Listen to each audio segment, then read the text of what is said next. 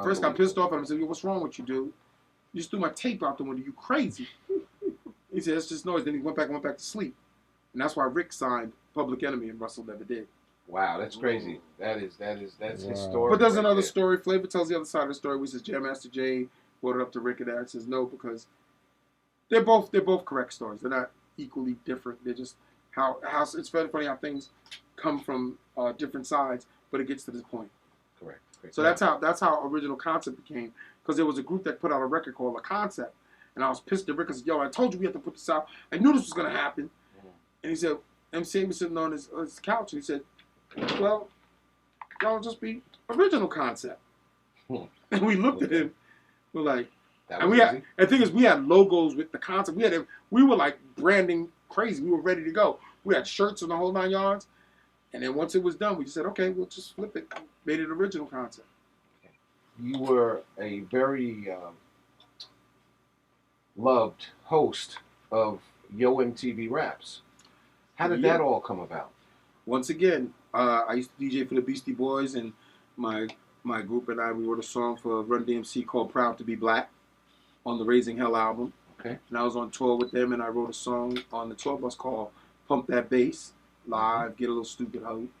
And that came out with Original Concept. And when I left the tour from the Beasties, and I came back home to finish doing the Straight from the Basement of Cooley High album with Original Concept, I used to DJ parties everywhere in the city, loft parties.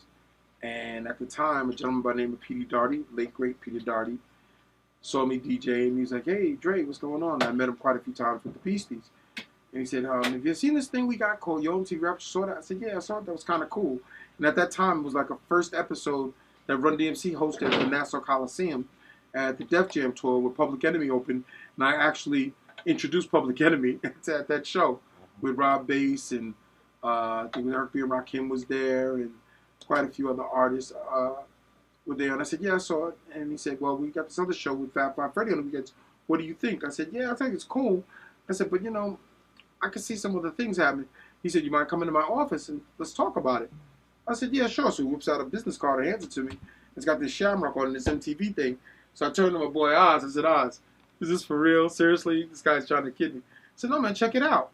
I called Peter the next day. He says, oh, man, what day are you free? Come on up. I want you to come through. So I go through his office and we sit down and we have a conversation. I tell him, yeah, Fab, this is okay. I like Fab a lot. Because I've always known Fab Five Freddy from Wild Style and just seen him around town at Danceteria, different other gigs. He's always been like a, one of those guys that's always hung out in the scene.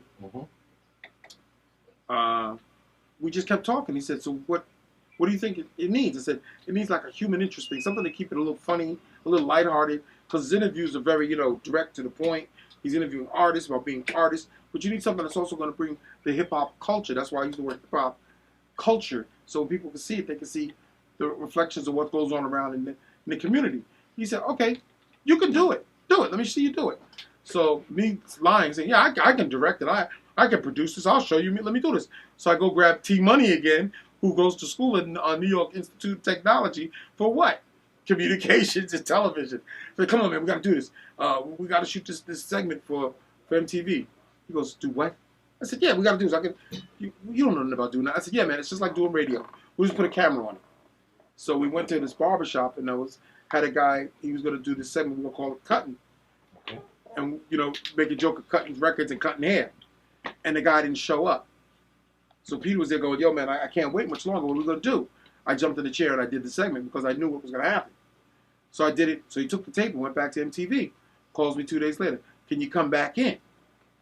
All right. He said, this is getting expensive now. I'm coming back and forth to the city. Go in again. He sits me down. He says, let me ask you a question. We're thinking about expanding Yo MTV Raps to a daily schedule. The numbers are phenomenal. Would you be interested? We asked Fab Five Freddy if he want to do it. He said he doesn't want to do a daily show. That would be 5 days a week. I said, really? Okay. So he takes me down the hall and introduces me to his production assistant at the time, a gentleman by the name of the late, great Ted Demme. And I go in and I do an audition with Ted. Ted Loves Me. Yeah, I heard about you, man. Yeah, I know about this, that, and the other. So when I come out the office, there's this tall, skinny guy sitting across from me. And at that time at MTV, you know, you used to walk out and look around, and there was only 2 black guys I saw. One guy emptying waste paper baskets, the other guy pushing the barrel. Wow. So you ever walk into an office setting and you're looking to see if there's other black people there? You just want to see somebody just in case something breaks out. You can say, brother, where do we go? That's right. You know which way to run. We know, because you know if he's going to run, he knows how to get out of it. No or she. So nobody. So I'm looking at him, and then you got that little fisheye going on like, yo, I'm doing this audition. What is he here doing?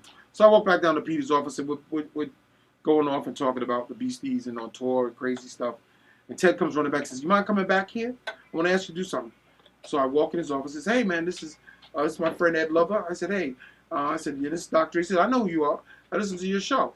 You know, you're really funny. You're good. And, you know, I like what you do. And he said, would you guys mind trying an audition together? I want to see something. And we went, and without double thinking about it or you know, putting your ego in it, sure, let's try it. So we do some just off the cuff, fun, crazy stuff together, laughing and joking about each other. And then we spotted these dreadlock wigs heading on Ted's hat rack or coat rack. We took them off and went to this whole Jamaican toasting segment. And that was the magic. Yeah. Ted jumped up, took the tape, ran down the hall. And I'm like, oh, I guess we're done here. So I went back down and talked to Peter. Peter runs in and talks to me and says, I need to talk to you. I said, what? He said, they want you. I said, who's they? He said, my bosses. Do you want this? Do you want the show? And I thought about it. I said, let me think about it for a second. So then Ted brings me down to the office and said, I got to ask you something. He said, I said, I know you don't have to say yes to this, but I have an idea of putting you 2 guys together as a host. Would you mind sharing the show with Ed? And I said, can I think about this for a minute? I said, because first of all, I'm not sure about coming to MTV. And at this time, remember, folks, we're talking about all white. It was Michael Jackson fighting for his life. That's right. Prince was getting in there doing what he did. And only Whitney Houston got some good light when it came to a sister on the stage. Yes. And it was like, wow, okay, MTV. Okay, how am I going to survive this? Because first of all, like I said, when I stuck my head out there, there's only 2 black people I saw.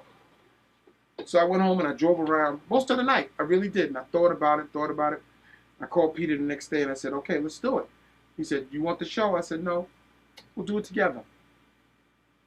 Okay. Because in our history, that's what I said, what you're doing here is so beautiful, so great, which you may not understand now, but you will eventually. We're so used to being crabs in a barrel. We're so used to getting opportunities and saying, well, I'm not going to let him grow. I'm not going to let him survive. And the one thing my training from BAU's taught me, working with great people like Chuck, Butch, Flavor, Hank, Keith, we built together what we did. This whole Long Island Sound and representing and promoting and marketing, we always wanted to be treated equally to any other place on the planet. So when I thought about it, I said, I don't know this man at all. He doesn't know me. He knows of me. He doesn't know me. I said, but what do we have to lose? This is a summer job anyway. It's going to last a couple of weeks. And probably we'll be chucked out of here. So I said, yeah, let's go and do it. And we did. And you know.